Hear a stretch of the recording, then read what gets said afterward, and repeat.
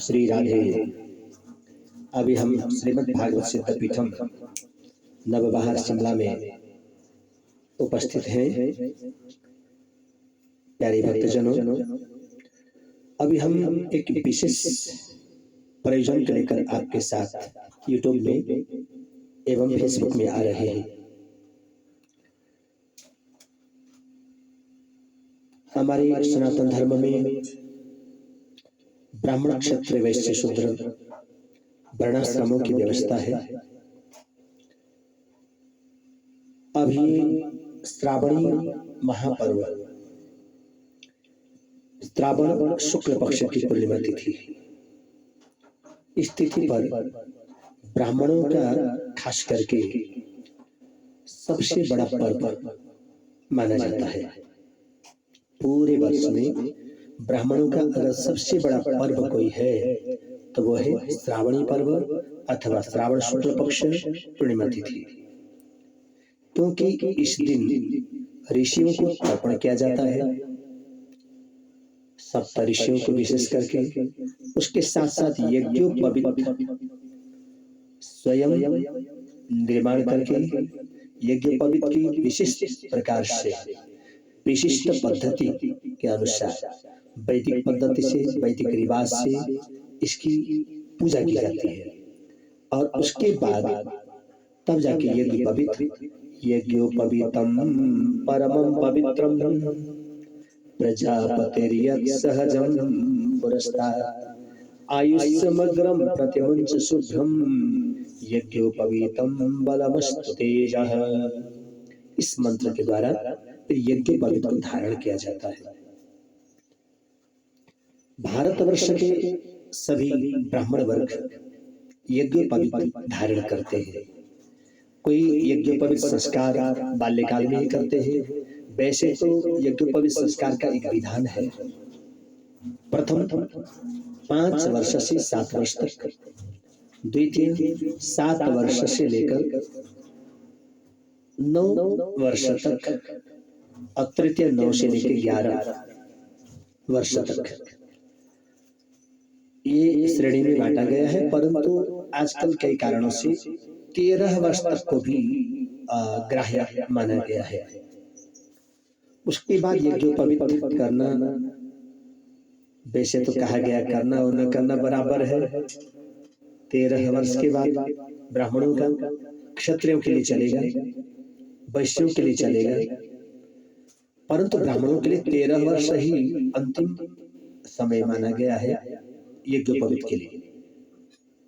अब भागते चोरते लंगोटी सही, भूखे पेट में छिलका ही सही, उसी प्रकार से समय अवधि किसी कारण से अगर निकल गई 13 वर्ष के बाद भी, तो प्रायश्चित करके, अनेक प्रकार से गोदान आदि करके, अनेक प्रकार के दान पुण्य आदि करके, तीर्थव्रत करके फिर यज्ञोपवीत किया जाता है। ब्राह्मण लोग, विद्वान लोग करवाया करते हैं।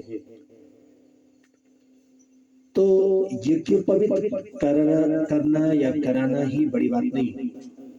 यज्ञोपवीत जो हम धारण करते हैं, यज्ञोपवीत संस्कार होने के बाद यज्ञोपवीत को आजकल के ब्राह्मण लोग, चाहे लड़के हैं, चाहे युवक हैं, या गृहस्थी उम्रदार है, उन लोगों में ऐसा एक भ्रम है कि यज्ञोपवीत धारण करने के बाद यज्ञोपवीत में कुछ नियम होते हैं, वो अगर पालन न करें तो यज्ञोपवीत धारण करना बेकार है। इसीलिए हमने यज्ञोपवीत धारण तो किया, परंतु बाद में उसको हमने उतार दिया। इतना कहकर यज्ञोपवीत धारण नहीं करते, उसको उतार देते हैं, जबकि ऐसा नहीं करना चाहिए। आपको एक छोटा सा आपको प्रसंग सुनाऊं। देखिए, हम लोग, हमारे पास पानी है, लोटा है, लोटा में पानी डाल के लाएंगे तो हम पानी पी सकते हैं। ठीक, जल ही जीवन है, पानी के बिना तो गुजारा नहीं है, इसलिए पानी तो चाहिए। परंतु ध्यान देना, लोटा नहीं है, पानी है। तो हम हाथ से पानी पी सकते हैं, ये भी सही है। अच्छा, 1 मिनट के लिए आप मान लो लोटा हमारे पास नहीं है, कोई भी बर्तन हमारे पास नहीं है, 15-20 दिनों से हम भूखे प्यासे हैं, और भोजन के लिए चावल तभी मिलेगा जब पकाने के लिए बर्तन होगा। कोई ऐसा एक ऑफर है कि तुम्हारे पास जिसके पास बर्तन होगा उसको चावल मिलेगा, अनाज मिलेगा और पकाने के लिए संसाधन मिलेगा और पानी मिलेगा, और नहीं तो नहीं। अगर आपके पास बर्तन नहीं होगा तो आपको अनाज तो मिलेगा नहीं, पका नहीं पाएंगे तो अनाज नहीं मिलेगा, तो आप खा नहीं पाएंगे, तो फिर भूखे मरना पड़ेगा।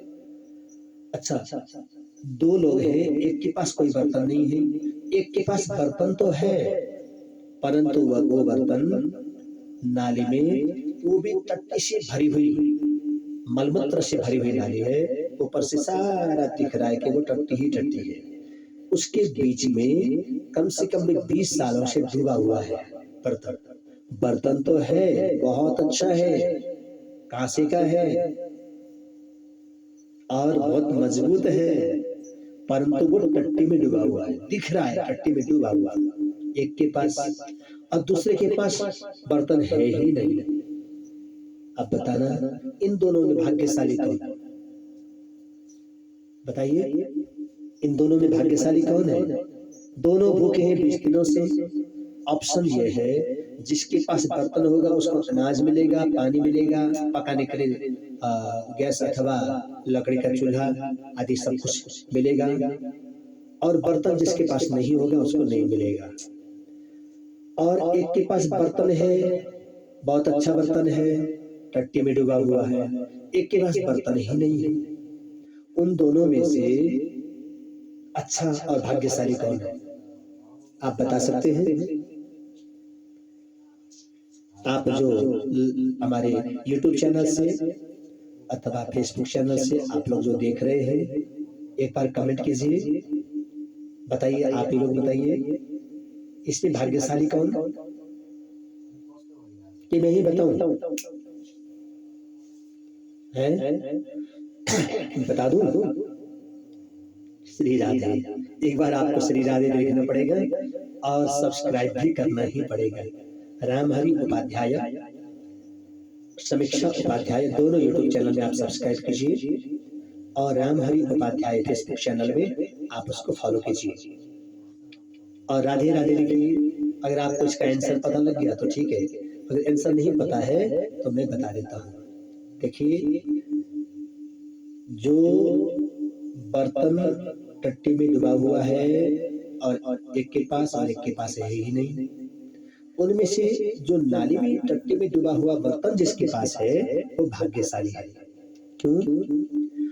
क्योंकि अपने आप से नाली में डुबकी भी लगाना पड़ेगा, डुबकी लगा लेगा, बर्तन को उठा के ले आएगा, 1 बार मांजेगा, 2 बार मांजेगा, 1000 बार मांजेगा, आग में उसको पूरा गरम करेगा, गरम ही नहीं करेगा, जलाएगा, पूरा काला काला होने तक, लाल लाल होने तक, पिघलने तक उसको आग में जलाएगा, फिर उसको मांजेगा, फिर 50 बार, सैकड़ों बार मांजेगा, तो साफ हो जाएगा बर्तन। जब बर्तन साफ हो जाएगा, गंगा जल या किसी भी जल से छिटा देगा, गौमूत्र आदि से स्नान कराएगा, फिर उसका पानी से धोएगा, फिर उसको अनाज भी मिलेगा, पानी भी मिलेगा, पकाएगा, खाएगा और मरेगा, रहे जिए। और जिसके पास बर्तन नहीं है उसको तो न अनाज मिलना, न पानी मिलना, और उसने तो मरना ही है बेचारे ने। बस यही समझो ब्राह्मणों, जो भी आप ब्राह्मण यहाँ से सुन रहे हो, ध्यान देना, यज्ञोपवीत एक बार पहनने के बाद जिंदगी में कभी मत उतारना। उतारने से पहले आपको एक चीज ध्यान देना होगा, ब्राह्मण क्षत्रिय वैश्य सभी लोगों के लिए जो यज्ञोपवीत धारी हैं, आप सभी के लिए कर्तव्य है कि यज्ञोपवीत जब धारण करो तो उस यज्ञोपवीत को जीवन में कभी मत उतारो। और ध्यान देना, यज्ञोपवीत उतारना तब जब नया यज्ञोपवीत धारण करेंगे, उसके बाद उतारना। पहले यज्ञोपवीत को धारण करना नया, और उसके बाद एतावत् दीन पर्यंतम ब्रह्मत्वं धारितम मया जीर्णत्वा तत्परित्यागो गच्छ सूत्रम यथा सुखम। इतना कह करके पुराना यज्ञोपवीत तब उतारना जब नए को पहन चुके होंगे। और उतारे हुए यज्ञोपवीत को या नदी में, गंगा में, पवित्र जलाशय में, कहीं भी ऐसा नहीं है तो पीपल की डाली में या क्या बोलते हैं बिलपत्र की डाली में अथवा तुलसी मठ में, ऐसे पवित्र वृक्षों में चढ़ा देना, उनकी जड़ों में या डाली में। ये तो रहा आपको यज्ञोपवीत धारण की विधि। इस वीडियो में इतना ही, और ध्यान दीजिए अब नेक्स्ट वीडियो में आपको यज्ञोपवीत कैसा होना चाहिए और यज्ञोपवीत बनाया कैसे जाता है उसके बारे में प्रैक्टिकल में बनाते हुए बताऊंगा। फिर उसके बाद पूजा की पद्धति कब और कैसे की जाए वो भी बताऊंगा। आप ध्यान दीजिए, YouTube चैनल में आप बराबर देखते रहिए। धन्यवाद। जय श्री राधे।